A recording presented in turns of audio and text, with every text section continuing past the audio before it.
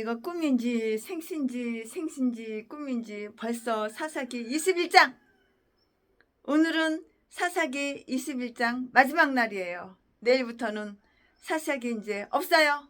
오늘은 사사기 1장부터 21장 강의 설교 다 끝나는 날이에요. 와, 이제는 룻기, 그 다음에는 이제는 미뤄뒀던 거 여호수아를 할 거예요. 네, 오늘은 사사기 21장 끝나는 날, 마지막 날. 이야, 참. 시작했는가 싶었더니 벌써 끝났네요. 창세기, 출애굽기, 레위기, 민수기. 창세기, 출애굽기, 레위기, 민수기, 사사기, 룻기.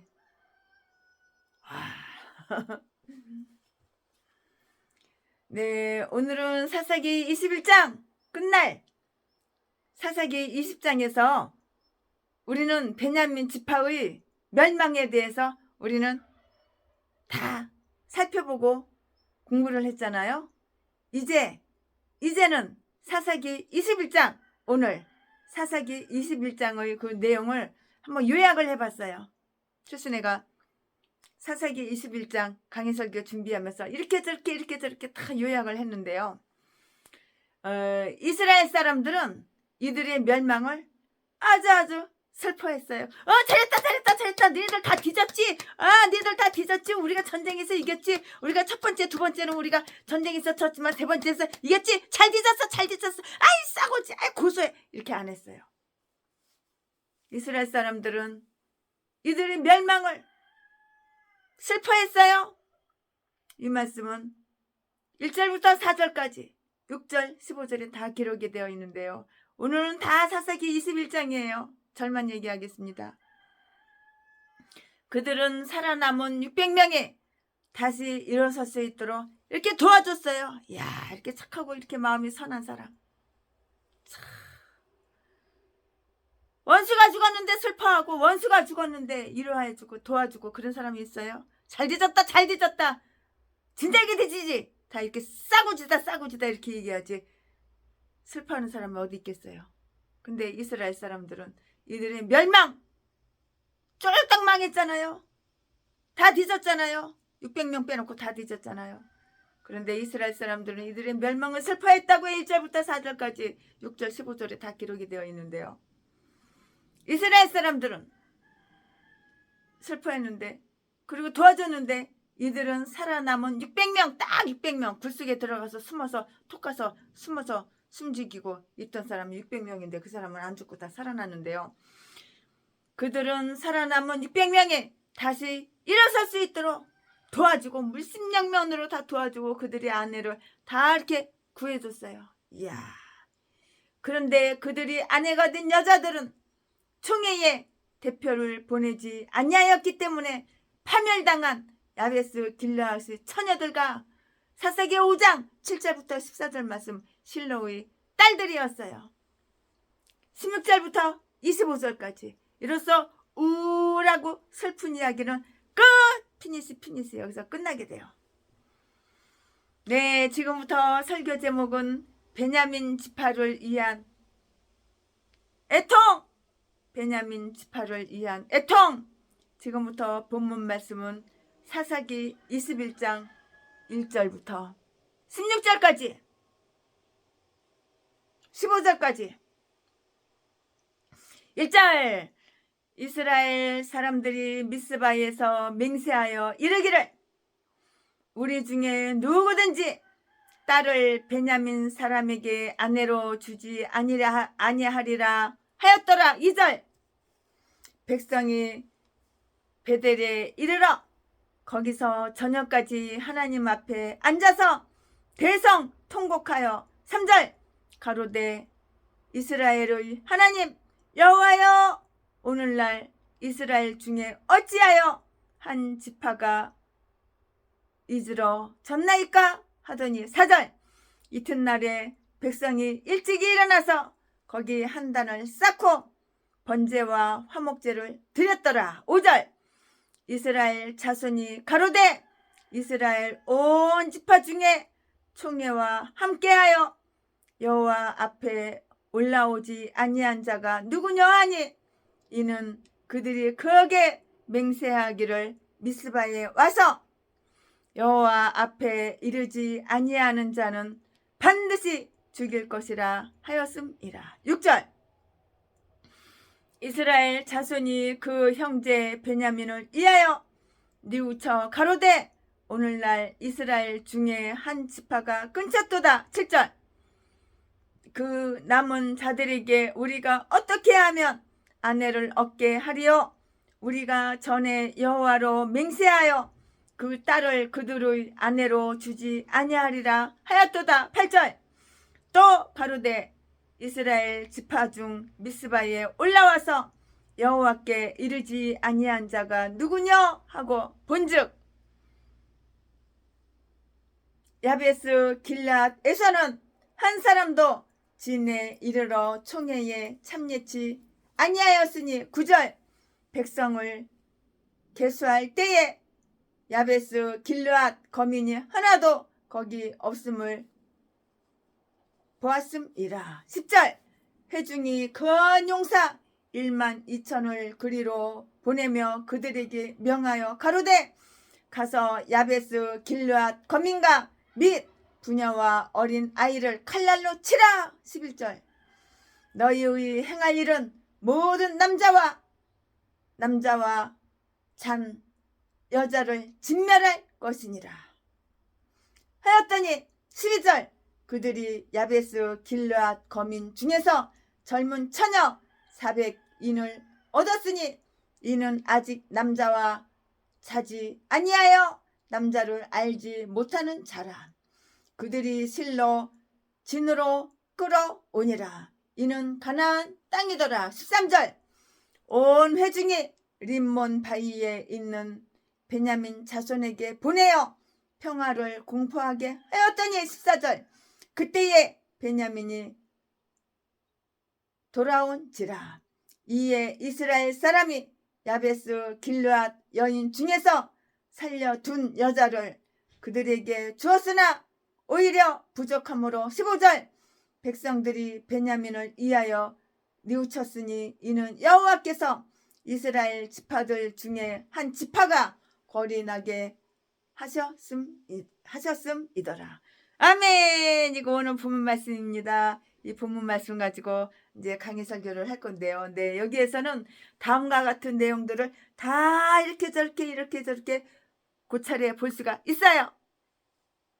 이스라엘 사람들은 기브아 사람들이 아주 사악함에 대하여 지극한 분노 열받은 아주 화가 난 혈기가 나는 분노를 표시했고요.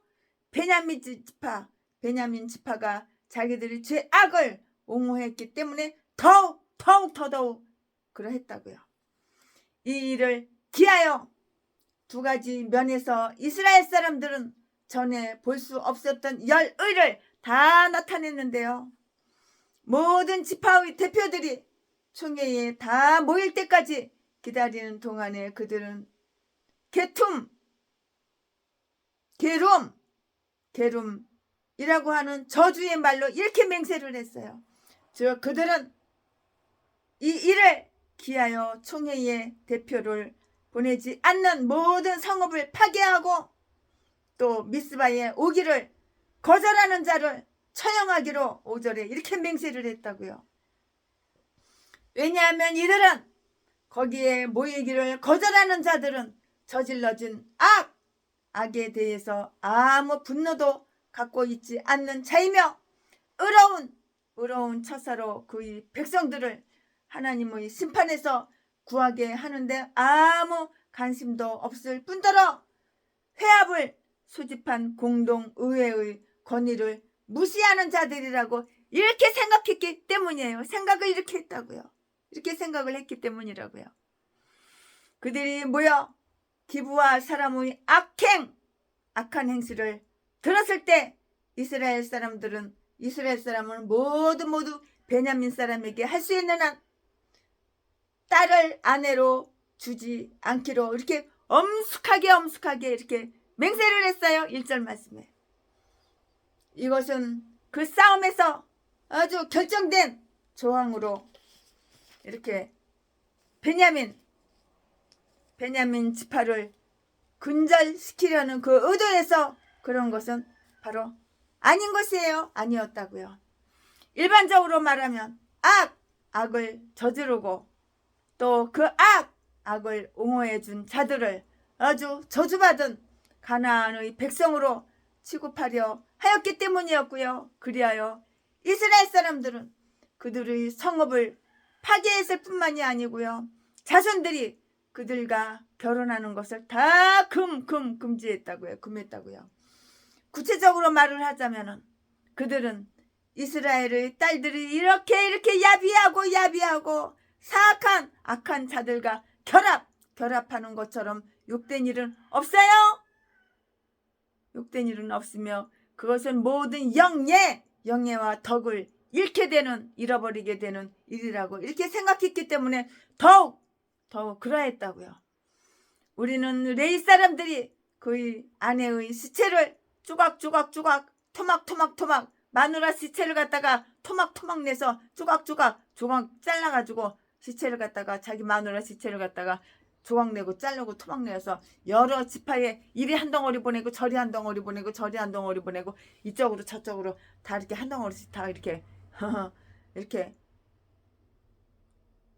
보낸 것이 그들의 마음을 자극하여서 분노를 일으키게 하는데 큰 역할을 했다고 이렇게 볼 수가 있어요. 그럼 안 그러겠어요? 자기 마누라 죽여가지고 그 시체를 토막내가지고 잘라가지고 여기 한 덩어리 저기 한 덩어리 여기 한 덩어리 이쪽 저쪽 동서남북 다 한 덩어리씩 다 보냈는데 여기저기 다 보냈는데 얼마나 그들이 마음을 자극해서 분노를 일으키는데 큰 역할을 했지 안 그래요? 그들이 그 아내의 시체를 조각내서 여러 지파에 보낸 것이 그들이 마음을 자극하여 분노를 일으키는데 큰 역할을 했다고 볼 수가 있잖아요. 말로 그 사실을 아무리 잘 논증하더라도 그들이 실제로 그 비참한 광경을 보는 것처럼 그들이 마음을 움직이는 것은 없었을 것이에요. 당연하죠. 싸움이 끝난 이후에 이스라엘 사람들은 베냐민 지파의 멸망에 대하여 깊은 애도의 뜻을 표했는데요. 그러면은 다음 사실을 한번 관찰해 볼까요? 이전에는 베냐민 사람들이 죄악이 그들의 아주 강한 분노를 일으켰는데요.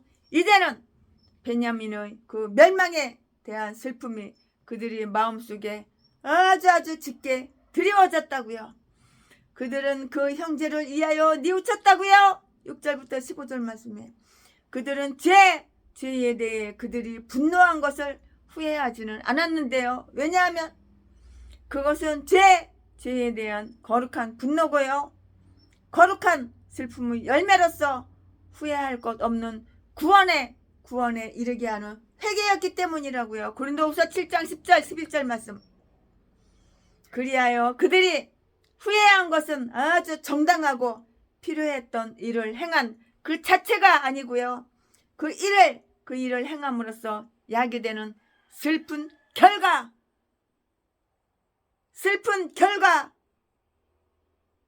아주 슬픈 결과라고요. 그들은 죄에 대해 그들이 분노한 것을 후회하지 않았는데 왜냐하면 그것은 죄에 대한 거룩한 분노, 거룩한 슬픔의 열매로서 후회할 것 없는 구원에 이르게 하는 회개였기 때문이라고요. 고린도후서 7장 10절 11절 말씀에 그리하여 그들이 후회한 것은 정당하고 필요했던 일을 행한 그 자체가 아니고요. 그 일을 행함으로써 야기되는 슬픈 결과 때문이었다고요. 그들이 죽여야 할 자들은 무기를 지닌 사람들이었을 뿐 농부가 아니에요. 양치기도 아니에요. 목동이 아니라고요. 부녀와 아이들 같은 어린 힘이 없는 그런 자들은 사실 죽일 필요가 아무 이유가 없었던 거예요. 어린 애기들을 왜 죽여? 힘이 없는 부녀자를 여자를 왜 죽여? 농부 양치기를 왜 죽여? 죽일 필요가 없잖아요. 근데 다 죽여버렸잖아요. 그럼 다음을 한번 명심해 볼까요? 잘한 일 가운데에도 지나친 것이 있을는지 그건 모르겠어요. 아주 비상하게 초자연적인 행한 방법이 아주 배리적 비자연적인 결과를 낳게 하지 않기 위해서는 우리 열심을 잘 통제해야만 한다고요. 인간성을 아주 말살하는 것은 결코 훌륭한 그러한 신앙은 아닌 것이에요. 의를 위해 남을 심판하는 경우라도 거기에는 반드시 동정하는 마음이 있어야 하고요. 하나님도 죄인을 기쁜 마음으로 벌하시지 아니하셨거늘 인간도 역시 그렇게 해서는 안 되는 것이라고요. 당연하죠. 강렬한 격정은 후회를 초래하는데요. 우리가 흥분한 상태에서 말하고 행동한 것을 냉정한 마음으로 살펴보았을 때 거기에는 아직 해결이 안 된 미해결된 것들이 있음을 발견하게 될 것이에요. 똑같은 민족 내에서 내란이 일어났을 경우는 승리를 거두었다 해서 결코 기뻐할 일이 이거는 못 되는 것이에요. 왜냐하면 여기에서 이스라엘 중에 한 지파가 끊기는 것 같이 한 편이 승리하게 되면 반드시 다른 편은 패배하게 망하게 멸망당하게 패배하게 마련이기 때문이라고요. 다른 사람을 짓밟는 것이 어찌 유혹한 일이겠는가. 구하 출신이라고 가부 출신이라고 짓밟아 돈만 쫙 뺏고 사기쳐서 때려가지고 연약한 고아 출신 여자 혼자라고 가부 출신 고아 출신 여자라고 재산이 많으니까 그 돈만 쫙 뺏고 개패듯이 패서 짓밟고 저주받아서 뒤지는 거야. 그러니까 교도소나 들락날락 그리고 자지나 팔아서 처먹고 살고 강도질은 하지. 전라도 제비 개목사 새끼가 이딴 것도 목사라고.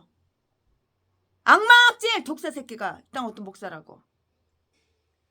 그들은 자기들이 관심을 어떻게 표현했는가? 그들은 하나님의 율법이 파괴되었음을 슬퍼했어요. 아주 슬퍼했어요.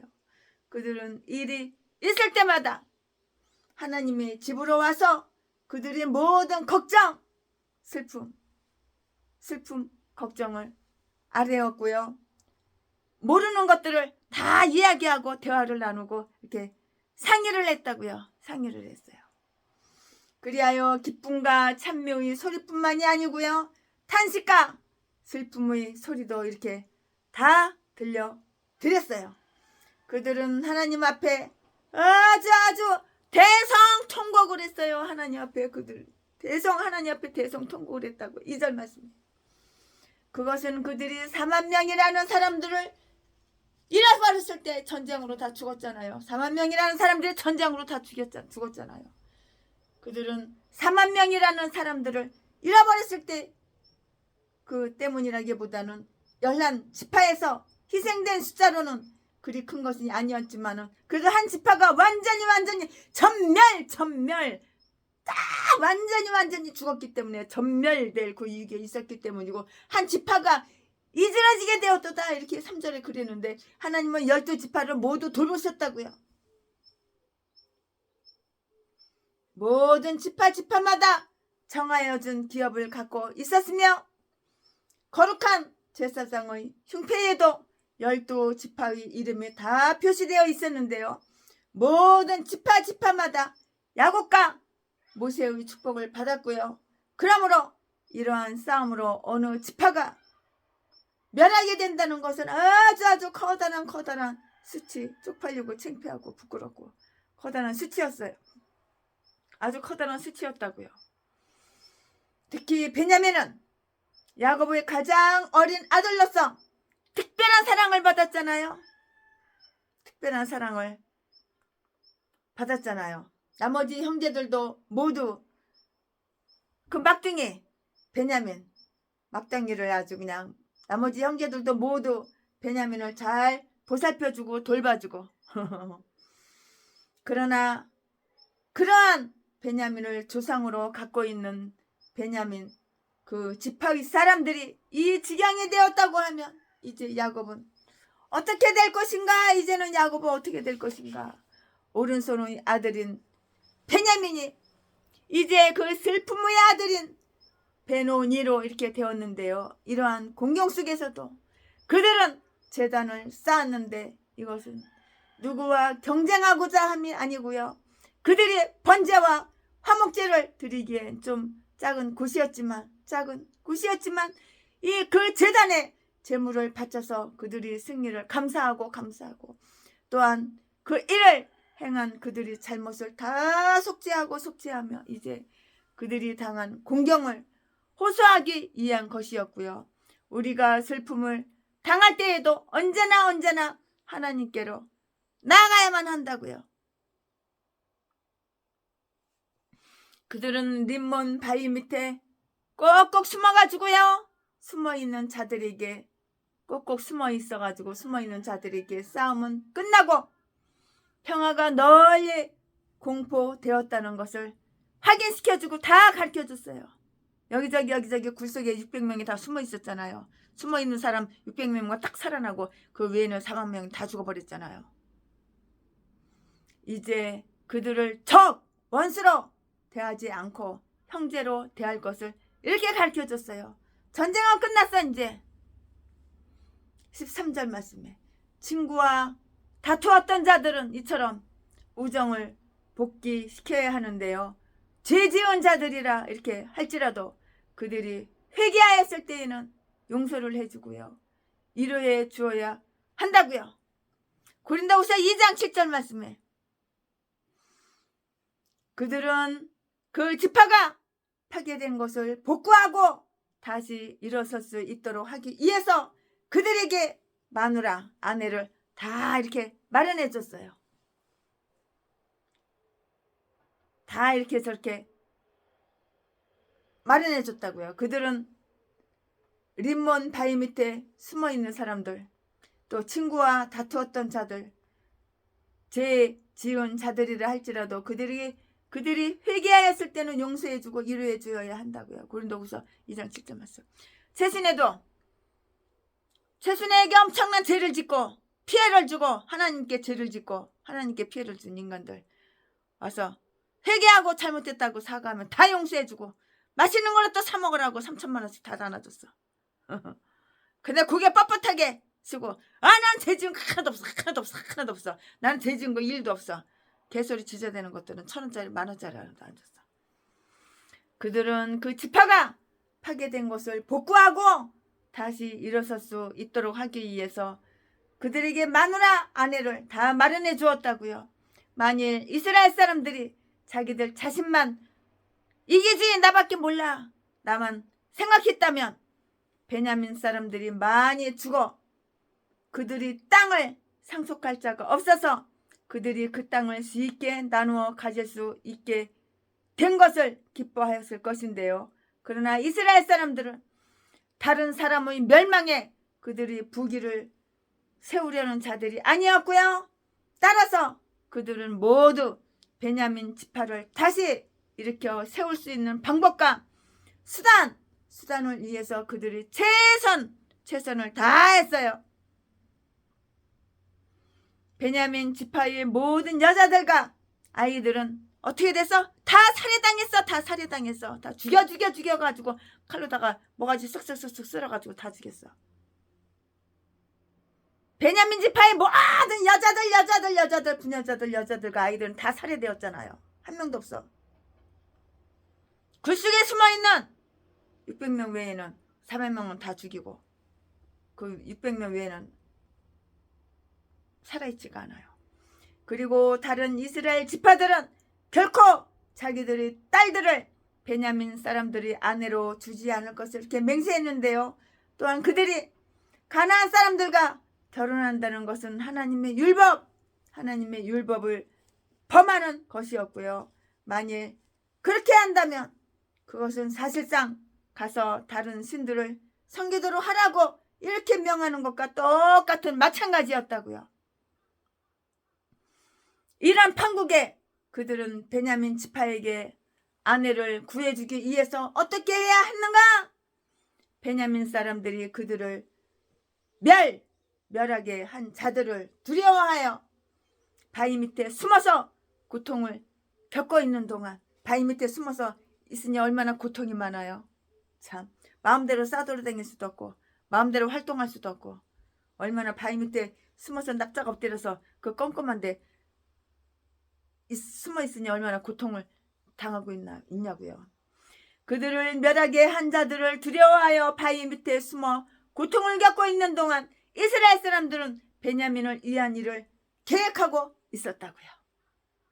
즉 요단 건너편에 자리 잡고 있었던 갓 지파의 야베스 길앗 성읍의 필연적 정의 처벌이 다 가해졌어요. 이스라엘 사람들은 미스바에서 총회를 소집하고,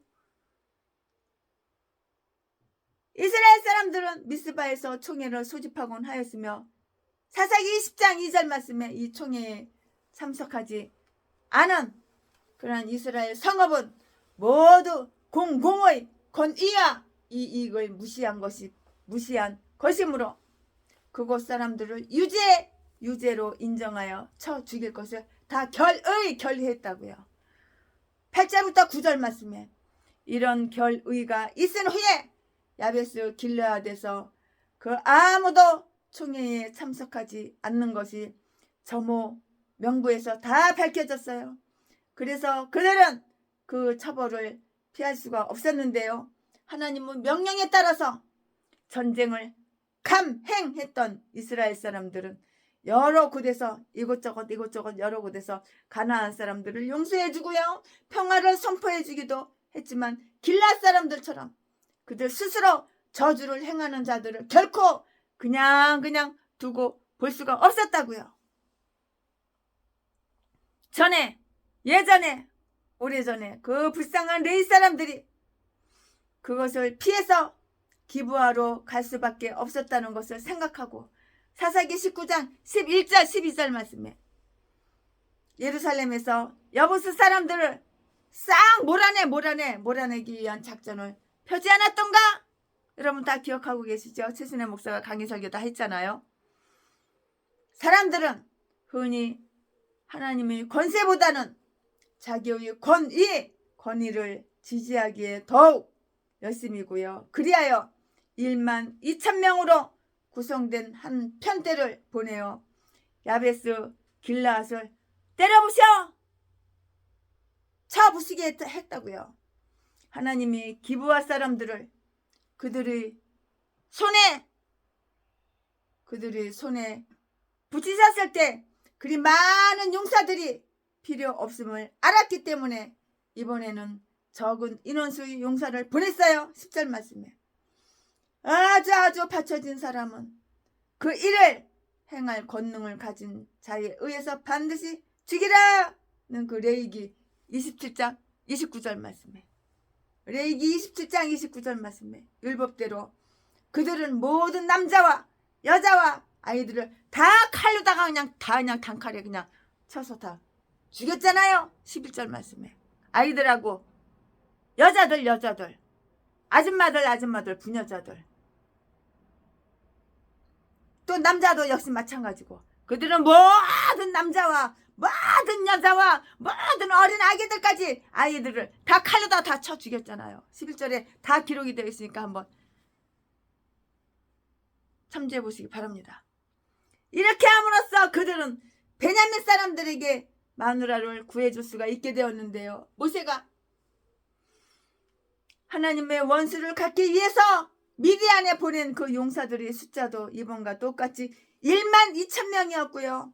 모세도 그들에게 역시 남자와 그의 아내는 다 죽이고 남자도 죽여, 그 마누라도 다 죽여, 결혼하지 아니한 처녀는 그냥 살려도 남자를 모르는 결혼하지 않은 그 수처녀들은 다 살려두라고 이렇게 명령을 했다고요.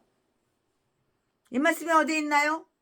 민수기 31장 17절 18절 모세의 이 명령이 결혼한 여자와 처녀의 구별을 더욱 명확하게 해놓았어요. 11절 12절 말씀에 야베스 길라앗에서 발견된 그 400명의 처녀들은 곧 살아남은 베냐민 사람들과 이렇게 결혼하도록 했는데요. 14절 말씀에 그 처녀들의 아버지들은 이스라엘의 딸들을 베냐민 사람의 그 마누라로 주지 말 것을 맹세하는 그 자리에 참석하지를 않았어요.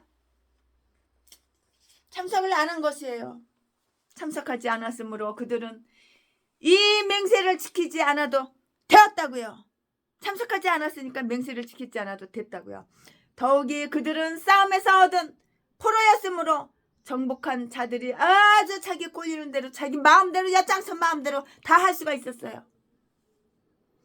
아마도 베냐민과 야베스 길르앗이 이렇게 맺어지게 되었으므로 베냐민 사람이었던 사울은 이제 비록 새 백성이 그곳에 거주하게 되었지만 기브아와 더욱 밀접한 관련을 맺게 되었을 것이라고요.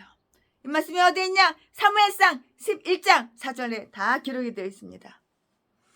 아멘. 지금부터는 설교 제목이 바뀌어요. 본문 말씀이 바뀌어요.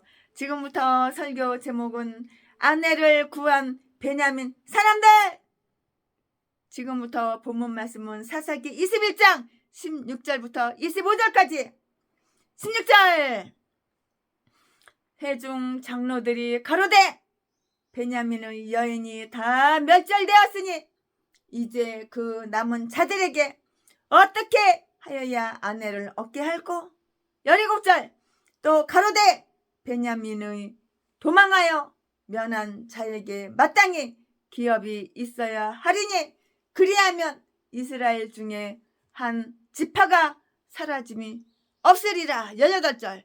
그러나 우리가 우리의 딸을 그들의 아내로 주지 못하리니 이는 이스라엘 자손이 맹세하여 이르기를 딸을 베냐민에게 아내로 주는 자는 저주를 받으리라 하였음이로다. 19절. 또 가로되 보라 베델 북편 어르보나 남편 베델에서 세겜으로 올라가는 그 동편 실로에 매년 여호와의 절기가 있도다 하고 20절. 베냐민 자손에게 명하여 가로되 가서 포도원에 숨어. 21절. 보다가 포도원에 숨어 있어 보다가 그 말이에요. 21절. 보다가 실로의 여자들이 무도하러 춤추러 나오는 거예요. 무도하러 나오거든 너희는 포도원에서 나와서 실로의 딸 중에서 각각 그 아내로 붙들어 가지고 베냐민 땅으로 돌아가라. 22절. 만일 그 아비나 형제가 와서 우리에게 쟁론하면 우리가 그에게 말하기를 청컨대 너희는 우리에게 은혜를 베풀어 그들을 우리에게 줄지니라. 이는 우리가 전쟁할 때에 각 사람을 위하여 그 아내를 얻어 주지 못하였고 너희가 자의로 그들에게 준 것이 아니니 너희에게 죄가 없을 것이니라 하겠노라 하매. 23절. 베냐민 자손이 그같이 행하여 춤추는 여자 중에서 자기들의 수요대로 아내를 붙들어 가지고 자기 기업에 돌아가서 성읍들을 중건하고 거기 거하니라. 24절. 그때에 이스라엘 자손이 그곳을 떠나 각각 그 지파 그 가족에게로 돌아가되 곧 각각 그곳에서 나와서 자기 기업으로 돌아갔더라. 25절. 그때에 이스라엘이 왕이 없으므로 사람이 각각 그 소견에 옳은 대로 행하였더라.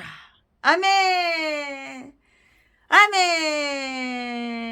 이 말씀 가지고 또 강의 설교하겠습니다. 네, 지금부터 설교 제목은 아내를 구한 베냐민 사람들. 본문 말씀은 사사기 21장 16절부터 25절까지 제가 지금 방금 사사기 21장 16절부터 25절까지의 본문 말씀을 읽어드렸어요. 지금부터 설교 제목은 아내를 구한 베냐민 사람들이에요.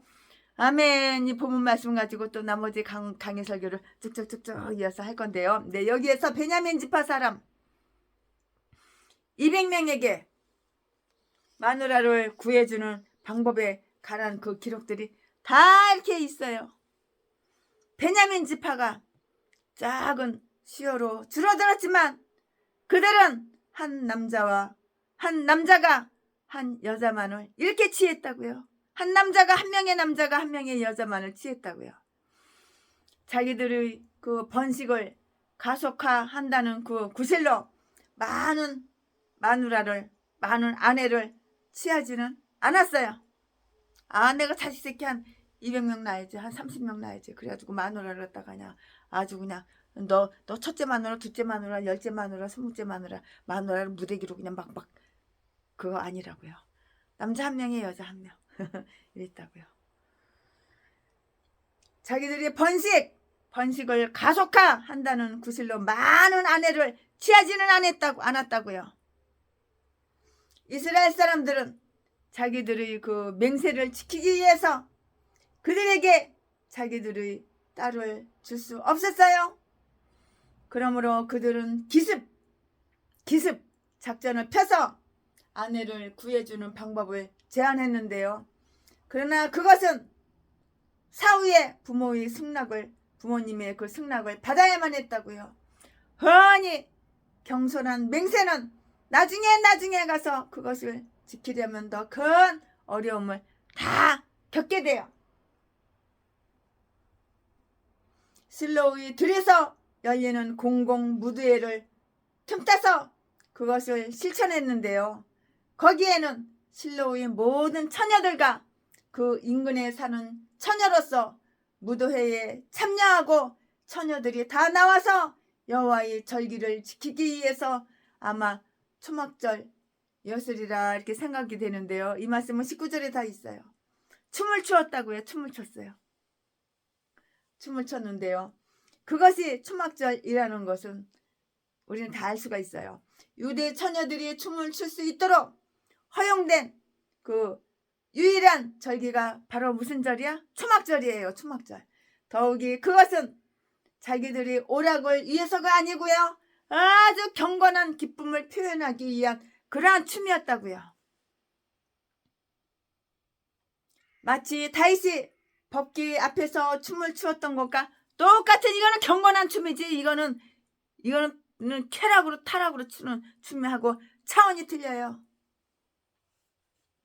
마치 다윗이 법궤 앞에서 춤을 추었던 것과 똑같이 마찬가지예요. 그렇지 않고는 이러한 공적이고 우울한 행사에 춤을 추었던 것은 시기적으로 아주 부당했을 것이고요. 이사야 22장 12절 13절 말씀을 참조해 보시기 바랍니다. 그 춤은 매우 정숙하고요. 우아한 춤이었고요. 그것은 아주 아주 남잡스러운 그런 무가 아니었다고요. 남자들은 이 실로의 딸들과 어울려서 춤을 추지 않았고요.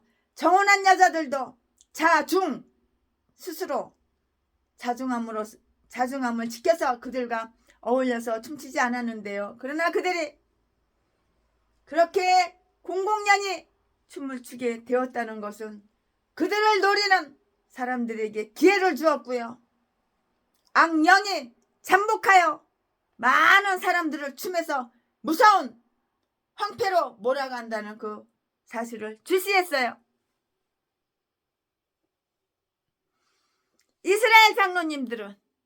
이스라엘의 그 장로들은 베냐민 지파에게 가서 포도원에 숨어서 지켜보라! 이렇게 일을 명령을 했어요. 이 포도원은 무도회가 열리는 푸른 들판을 둘러싸고 있었고요. 그 한가운데 춤이 벌어졌던 것인데요. 그랬다가 그들을 기습하여 각자 마누라를 취하여 곧장 자기들의 본고장으로 돌아가라고 이렇게 지시를 했어요. 20절, 21절 말씀에 다 이렇게 기록이 되어 있고요. 이스라엘 장로들은 자기들 지파의 딸들은 거기에 없을 것이라는 그 점을 다 알고 있는 것이에요. 또한 그 처녀들은 또한 그 처녀들의 부모님들은 이 일을 전혀 알지를 못하고 모르고 있었으므로 자기 딸들을 그들에게 주라는 그런 명령을 물론 들을 수도 없었어요. 못 들었어요. 들을 수가 없었던 것이에요. 그들이 행한 맹세를 파기하지 않을 수가 있는 대안이 이렇게나마 있었다는 것은 참 다행스러운 아주 다행스러운 일이에요. 그러므로 여기서처럼 천사 앞에서 말한 것이 나중에 가보면 실수가 되는 경우가 있으므로 맹세를 할 때는 매우 조심하고 또 조심해야 된다는 것을 알 수가 있어요. 우리가 맹세할 때는 입으로 나발라발라발라 함부로 말을 하면 안 되는 거예요. 신중하게 또 조심하고 이렇게 맹세를 해야 되는 거예요. 왜냐하면 맹세를 하면 반드시 지켜야 하거든요. 여기에 나타난 혼사는 전후가 대단히 바뀐 처사이고요. 젊은 당사자 간의 상호 애정이나 부모님들이 동의는 차후에 따라오는 것으로 전제되어 있었던 것이고요. 이런 경우는 아주 특별한 경우이고요. 결코 이것이 하나의 관례가 될 수는 없는 것이에요. 아주 성급한 결혼은 아주 성급한 결혼은 때로는 두고 후회하고 또 후회를 하는 거예요. 또한 강제나 강탈로 된 그 결혼에서 어떤 이안을 기대할 수가 있겠는가? 기대할 수가 없지요. 야베스 길르아 처녀들은 피와 살육의 마당에서 구출되었고요. 그러나 이 실로의 처녀들은 연락과 환희의 마당에서 다 이렇게 끌려 나왔어요. 전자의 처녀들은 자기들이 생명이 노예되었지만 그것을 감사해야 하고요. 후자의 실로 처녀들도 분명하게 그래야 할 것이고요. 불평할 이유는 없는 것이에요. 잠시 후면 자기들은 처음 생각했듯이 그렇게 불운한 운이 없는 악당들에게 잡혀간 것이 아니고요. 그 남자들은 바로 전에 습속에서 뛰쳐나왔기 때문이라고요. 그 나라에서 가장 훌륭하고 많은 재산을 소유한 남자들과 결혼하게 되었음을 알게 되었을 것이기 때문이에요. 지금 당장은 모르지만 이제 다 알게 된다고요. 알게 되었다고요. 이제 베냐민 지파는 모두 45,600명이었는데요. 민수기 26장 41절에 그들이 전 땅을 이제는 생존자 600명이 다 이렇게 재분할해야 했기 때문에 그들은 떼부자가 된 거야. 떼부자가. 돈도 안 내고 그 땅을 갖다가 그냥 공짜로다가 다 그냥 잘라 분할해가지고 이거 너 가져, 이건 너 가져, 이건 너 가져, 이거 네 땅, 이건 너 땅, 이건 너 땅, 이건 너 땅 다 줘버린 거야. 그래서 부자가 된 거예요. 이스라엘 장로들은 이 젊은 여인들이 아버지들과 화해하는 그 책임을 다 맡았어요. 그들이 부권을 침해했지만 이제 자기들이 딸들은 그들이 바라던 큰 재산을 소유하게 되었고요. 그들이 바라던 대로 이스라엘 사람들이 그 어머니들이 되었다는 것을 알고는 아주 쉽게 용서해 주었을 것이 뻔할뻔짜예요. 그러나 한편 자기들이 딸들을 베냐민 지파에게는 주지 않기로 했던 그 맹세가 이스라엘 장로들 중에 어떤 어진 자들이 그 마음에는 떠나지 않았다고요. 그래서 그들은 이렇게 자기들을 변명했을 것이에요. 그와 같이 이렇게 결혼을 할 필요성이 긴급했다는 점을 다 이렇게 이야기를 했는데요. 우리는 각 사람에게 마누라를 얻어주지 못하였노라. 우리는 각 사람에게 아내를 얻어주지 못하였노라. 22절.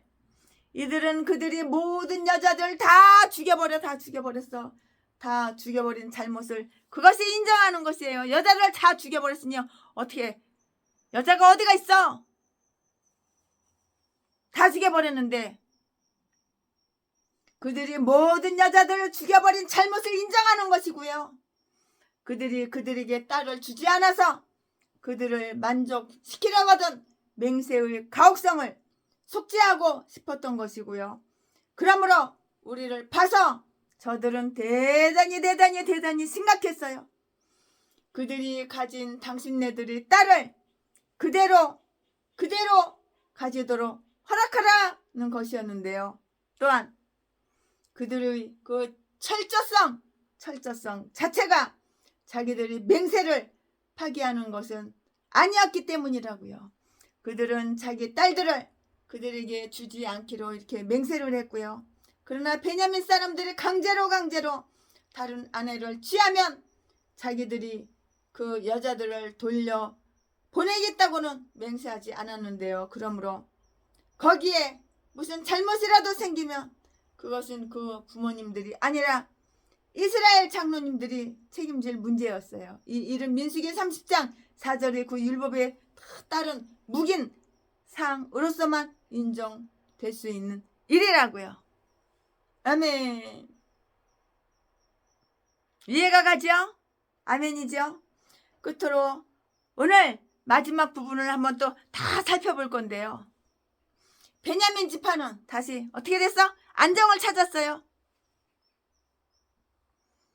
베냐민 지파는 다시 안정을 찾았다고요. 남은 소수의 무리가 자기들의 본향으로 다 돌아갔어. 그 소수의 무리들이 다 본 고향으로 다 돌아갔어요. 이 말씀이 23절에 기록이 되어 있고요. 그 이후에 그들에게서는 당대에 유명했던 이스라엘 두 번째의 사사 에훗이 짠 하고 등장했어요. 사사기 3장 15절 말씀에 이스라엘 군대는 각각 돌아갔어요. 24절에 그들은 상비 군이 아니었고요. 자기들이 정부를 대신하려고도 하지 않았고요. 그들이 소명받은 일이 다 끝나자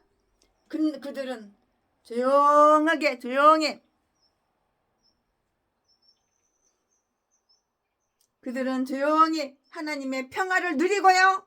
각각 가정으로 다 돌아갔어요. 각각 자기 가정으로 다 돌아갔다고요. 공무가 우리들이 개인적인 일이나 가정에 대한 우리의 의무를 다 버리게 한다고 이렇게 생각해서는 안 되는 것이에요. 혼란의 원인이 재차 다 설명되어 있는데요. 이 말씀은 25절에 기록이 되어 있고요. 하나님이 그들이 왕이었지만 그들은 자기들에게 왕이 없는 것처럼 각자 자기의 왕 노릇을 하려고 했다고요. 종은 국가를 주신 하나님께 감사하리로다. 아멘. 최순애 목사가 사사기 21장 이제 끝까지 강해석이어 준비한 것이 여기까지가 끝입니다. 아멘. 스토리가 이제 이렇게 된 거예요.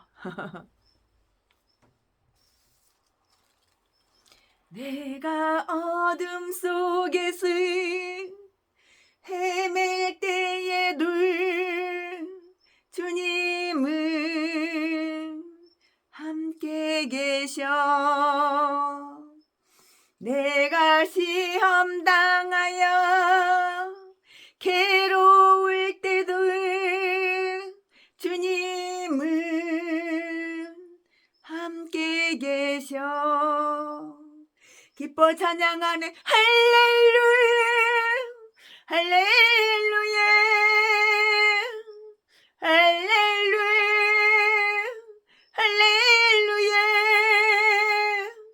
우리 모두 찬양 할렐루야 주님 나와 함께 계시네. 내가 은밀한 험한 곳에서 기도할 때도 주님은 함께 계셔. 내가 시험 당하여 선한 일 할 때도 주님은 함께 계셔. 힘이 없고 연약한 사람들에게 주님은 함께 계셔. 세상 모든 형제와 자매들에게 주님은 함께 계셔. 기뻐 찬양하네. 할렐루야, 할렐루야, 할렐루야, 할렐루야. 우리 모두 찬양. 할렐루야, 할렐루야. 주님 나와 함께 계시네. 아멘, 아멘. 꿈인지 생신지 드디어 사사기 1장부터 21장 끝까지 다 최순애 목사가 사사기 강해설교 준비한 것이 끝났습니다. 창세기, 출애굽기, 레위기, 민수기, 신명기 강해설교 끝났죠? 여호수아는 아직 안 했어요. 그 다음에 사사기 했죠? 이제 룻기는 이제 또 할 거고, 그 다음에 요한계시록 했죠? 성경 66권 강해설교하라고 하나님께서 최순애에게 명령하신 거 아멘 하고, 아무리 바빠도 아무리 급해도 우선순위가 강해설교가 먼저 하다 보니까 여기까지 왔네요. 그러다 보니까 여기까지 왔어요. 오늘은 사사기 21장 끝까지 끝! 네, 최순애 목사가 사사기 강해설교 21장 맨 끝에까지 한 것이 여기까지가 끝입니다. 사랑합니다. 사랑합니다. 나의 하나님 사랑합니다. 아주 많이요. 사랑합니다. 나의 아버지 사랑합니다. 그것뿐이에요. 아멘, 아멘. 사랑합니다.